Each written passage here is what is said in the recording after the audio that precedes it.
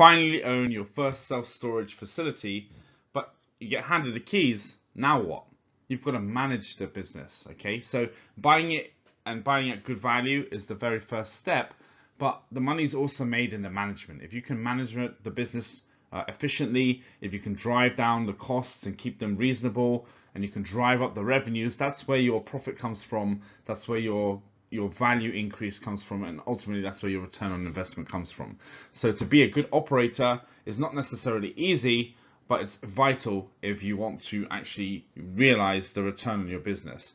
And some people buy assets with very little experience and then potentially mismanage them down to the ground because they're not sure what they're doing, ending up selling for less than it's truly worth. So the very first important decision you need to make when you're taking over a facility and it's yours now is, do you do it yourself? Are you going to manage it and hire the staff and the team and run the operations, or are you going to bring in a professional management company? And honestly, if it's your first time doing it and the facility is of a reasonable size, I would recommend bringing in a professional management company. Even if their fees are a bit higher than you would expect, it costs for you to do it. They bring years of experience. They bring all of the documents, all of the systems, all of the processes to be able to manage your property effectively. If you come in and you're trying to manage it and you're not sure how to do certain things, or your customer service systems are not good, you'll end up costing yourself far more than if you had a partner who's very experienced doing it for you. And management fees vary from state to state and for asset sizes, but I would expect it to be somewhere between 4.5% to 8% of the gross revenues as the management fee for a self-storage property. Plus there may be other fees. They may charge you for personnel, for someone on site, for marketing. It really depends on different companies. So when you're going to buy your facility, before you sign the closing docs, it's essential that you also reach out to 3 or 4 management companies that can handle your property in the area, understand the fees, speak to them all, and see who seems to be the best fit. Don't do it just for this property. Think about the future too. If you're going to be buying a couple more assets over the next couple of years, which company is most likely to be able to handle and grow with you, and also who's the most responsive, who provides the best experience for you, the best service too. You don't really want to be switching management companies later if it doesn't work out. It's better to do the due diligence up front and select someone who really can get the job done. And the best way to check that is to reach out to references to their existing properties. You can even call the existing properties that they manage yourself and see what their customer service is like, what the experience of renting a unit is like, if you really want to be sure whether they're a good fit and a good partner. So again, just to recap, will you be doing it yourself, or will you get someone else out to do it? The only problem is in some markets, and if your facility is too small, a management company might not take it on because their base fees are just too expensive relative to the size of the unit. That's why we recommend buying a slightly bigger storage unit, 30, 40, 50,000. There's enough revenue there to pay for management, and also the management companies are actually interested in doing it. It's not just that they want a percentage of the revenue. Okay, so what do you need to do if you're managing a self-storage facility? You've got to rent out the units. Yeah, you've got to maintain the units. You've got staff. You might have someone on payroll. You might have accounting on payroll. You might have a manager at the site on payroll. You've got to manage those staff. You've got to handle their payments. You've got to handle the HR to do with all of that too. You've got to handle any billing, any expenses that you receive for the property. If you have landscaping done, if you have snow plowing done, if there's some electrical work done, if some maintenance is done, all of that needs to be handled properly and accounted for. You have all the bookkeeping for all of the transactions, making sure someone follows up with customers who are late on payments. Maybe they're not on auto pay. There's all the reporting you need to do, and the reporting is, getting the reports is one thing, then actioning on those reports as to what's the best plan of action takes experience too. If your occupancy is dipping, should you increase your marketing spend, or should you decrease your price, or should you offer a coupon? Those decisions are not necessarily obvious, and sometimes someone with good experience will know exactly what to do in different situations because they've been through it several times. If it's your first time, you may try strategies that might not necessarily result the way that you expected them as well. What if someone's delinquent? and then there's all the documentation to do with a lease, making sure it's compliant fully, the leasing document is fully compliant. Then you've got to also do all the marketing for the property too, to actually bring customers in. Then you have the calls coming in too, the customer service. There's a lot of different moving parts. At the beginning, it will be overwhelming. Once you get familiar with it, then you're tweaking and improving systems and making it better for your facility. This is why we strongly recommend that you actually find a professional manager to do it for you, because as you can see, there's a lot of different components, and it's better if someone's doing it and you learn that way over the course of 1 or 2 years. You can always take back management once you feel very comfortable with it, but it's your first day of managing a self-storage facility and you've just been handed the keys. There's a very high likelihood that things are going to go wrong for a few months, simply because you don't have the experience, the documentation, and the team to lean on to be able to do that. How to institute systems. So if you do decide to manage it, or you have an outside manager, they have documentation and processes and systems. So anything you do and how to do it should really be on a document somewhere for all your employees to easily access, for anyone who's doing that process to easily access. So you need to document step by step everything that's happening. That then you pull those together to create a training or guide manual. If you do it once at one facility, you can then use the same one across multiple facilities. But you need to have everything, all of the key processes and systems we just talked about before, documented in an easy way to follow, so that yourself or anyone else who's hired to do the job can actually manage the facility effectively. And these will go into some form of training manual that you can then distribute to anyone that joins your team when you onboard them as well. That's why, again, look for an experienced management company to run your facility. The other option that you could potentially do, if you're willing to pay for the salary, is to bring on an experienced self-storage manager who's done it before, but then they're going to have to walk you through the process of setting up the software.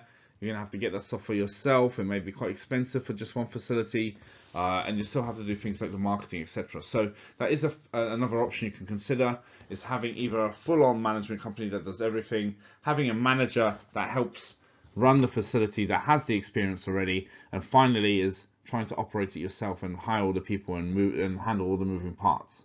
You can see that becomes it's not a passive investment anymore if you're on site every day helping clean out units. And so if you really want to grow your business and have the time and capacity to be able to grow your business, you do need that free time. So it is better to have someone else doing all of the management on your behalf. If you do want to find a manager, specifically a manager who's going to come in and be on site at the property with you as the owner and them as the day-to-day manager of the property, you want to look at posting jobs on Craigslist, Monster.com. You may look to local newspapers to post an advert, or there may be an existing manager at the facility when you take over, and you, after checking them out, you feel that they're good and that they could potentially run it for you. The other thing is real estate networking groups are fantastic. You can meet people, you can talk to other investors, other self-storage investors, tell them you're looking for a manager, and they'll be able to give you advice as to how to find someone. The key qualities in a manager is you want someone that's dependable and consistent. If they're supposed to be there 5 days a week, but sometimes they don't show up, then you're going to lose customers, you're going to lose rentals, you're going to lose business, and ultimately you're going to lose profit as a result of them not being dependable. So you need someone who's consistent, dependable, always shows up, has a great work ethic. There will be days when they're sick. There will be days when they have to deal with something personal, a family issue, or child being sick. So you do have to have a plan B in case your main manager isn't there for a day. What happens? Who takes over? How do you get those customers in? You honestly want them to have a decent 3-4 years of experience doing self-storage management somewhere else. Bringing in someone who's got experience with one type of property in may sound good because they've done real estate, they've done management, it's kind of the same. But the reality is self-storage and getting it right and making the maximum profit means that they really have to understand the industry inside out. You want someone honest. There are sites where someone takes over a facility and finds that the manager's been pocketing 20-30% of the cash, or been leasing units without putting it into the system for a discount for cash payments or similar. It's not a nice aspect of the business, but it can happen because you can have an absentee owner who's not really paying attention, and the the manager was dishonest and they managed to take cash payments for certain units without ever reporting them. You want someone who's good at selling, because at the end of the day, the customer calls or comes to visit, you have to be able to close them on why they should choose your facility over another, and also help guide them in the decision-making process as to which unit to rent. And of course, another important quality is that they actually enjoy doing the work. If they enjoy doing the work, that will come across in their work, that will come across in their interaction with customers. Everyone will be left better off as a result of that. The lease agreement. Okay, so you want to make sure that your lease agreement is fully compliant with local laws. And so basically you want to engage with an attorney with self-storage understanding and a lot of commercial real estate experience, and then that way you can create a lease agreement. But rules change, so you do need to check that it's fully up to date once in a while. And when actually going through the lease with your customer, ideally when you're setting up the new tenant, you want to get them onto autopay. Autopay basically means that every month their credit card is charged automatically for the payment for their unit. That way they're not having to send in a check, you're not having to chase them for payment, it's done already. And your lease agreement should have details of when and when you can't increase the rents, for example, how much notice you need to give to increase the rents. Because if your facility is now 95% occupied, you may want to increase the rents on the units, even on existing customers over time. And the strategies vary from company to company. For example, if someone's been renting a storage unit for 6 months, then it's very unlikely they're going to come and grab everything out because you've increased the unit price by $10 a month. But with new customers, if they've only been there a month and you increase the price, they may feel like, you know, they can come and take it anytime. So there's different strategies and thoughts as to when to increase rents, but you do want to make sure that it's fully covered in your lease agreement, in your documentation too, so it's very clear as to when and when you can't, you know, increase the price. And if you're on auto pay, those increases can happen automatically from after the notice period, which is usually a month's notice. Repairs and maintenance. So this is another aspect you're going to need to handle. You know, greasing the doors, greasing the gates, maintaining the roof, making sure that the unit is cleaned out after someone moves out, resealing the parking lot, stripping the parking spaces, and clearing up any mess that maybe someone's left behind too. And then there's things like the roof, the buildings, doors get damaged, cars hit into buildings, you know, drivers accidentally knock into excuse me, knock into the side of your building. So you want to make sure that, you know, you have a system for repairs and maintenance. You have someone experienced who can go and do the small fixes, but you also need to go and check the larger items at your facility to make sure that everything is in great condition. Just this process alone, documenting it all, knowing what to check, how to check, it is not easy. That's why it's great to have an experienced manager who can help you do this, whether they're running the whole facility or they're coming in and consulting or they're a part-time manager. It does help to have someone who's experienced with knowing all of the different things that can go wrong, because sooner or later they will go wrong and you're going to have to deal with them as well. Your first and most important marketing is actually how the facility looks. So when someone's driving past, does it look clean? Does it look tidy? Is it visible? Are there trees blocking it? Do you have nice, clean signage? So that's the very first bit of marketing you can do to drive awareness of your facility, is making sure it's in tip-top condition and, you know, landscaped, well paved, looks good, well lit, has security cameras, has nice big signage, so then people feel safe and secure in storing their personal belongings there. The next most important thing is to have your website up and running, and really you want to have this up as soon as possible, and the ability to then book units through online website, because that's really going to help you. You could list your facility in different local directories. You can do Craigslist, Yellow Pages. You want to get your business onto Google My Business as soon as possible, because once you have that up there, that's how people search on Google Maps, for example, for something, a restaurant. They're looking to the reviews, they're looking to the properties that show up, the assets that show up on Google. So if I'm searching, I find your facility, it's got 4.3 stars, good reviews, then I feel that I trust it enough that I'm then going to contact them, find the pricing, and potentially rent a unit. Also, to be able to run advertising online to your facility, you do need that Google My Business in place for Google Ads. And Google Ads is probably the single best way to drive traffic outside of the people that visit your facility as a result of seeing it or driving past. So for the Google Ads, what you want to do again is set up advertising so you're targeting people within a 5 or 8 or 10 mile radius of facility looking for self-storage. And you want to target all of the different keywords that they may be looking for. For example, if your facility has RV parking, then you want RV parking, my city name, self-storage, and all the different related words included in your advertising. So when that customer, hyper-targeted customer, is searching for that particular feature, they want RV parking near me. Boom, your facility comes up on the adverts, people click through, call you, and or can book a unit online. Other marketing strategies you can do include a direct mailer to everyone in around the vicinity of your facility, and then you can also go take a couple of hundred brochures, go to the local businesses that are relevant, and ask if you can drop that off just to have that there too. I mean, if you go to the coffee shops or a small business forum and other similar kind of places where maybe a lot of people who might need storage traffic, leave your flyers. You never know, you can find a few extra customers that way. Once you do have existing customers, and you will if you take over an existing property, and you want to make sure you have their email, and then you can email offers to them. For example, if they refer someone, they might get half a month free, for example.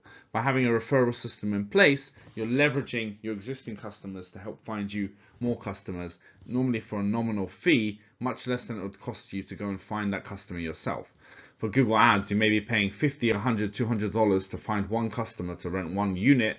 If someone refers someone, it costs you basically nothing. So it's a really great strategy to do that as well. And the other thing you need to consider when you own a facility is the emergency situations. You need to have processes and documents for what if someone breaks in? What if the manager quits or it doesn't show up to work? What if the gate breaks? What if there's a fire at your facility? You have to have a kind of action plan for some of the main things that can go wrong. There could be a bad rainstorm and some units get flooded. What do?